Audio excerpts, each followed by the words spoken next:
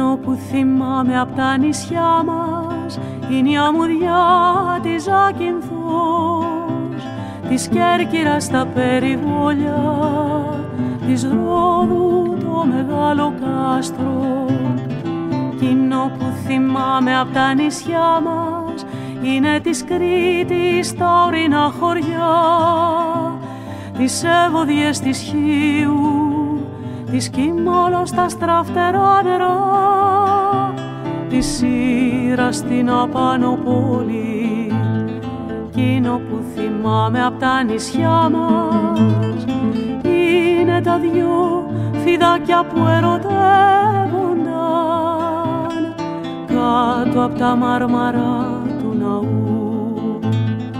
Ένα μεσημέρι καλοκαιρινό στη Δήλο, ένα μεσημέρι καλοκαιρινό στη Δήλο.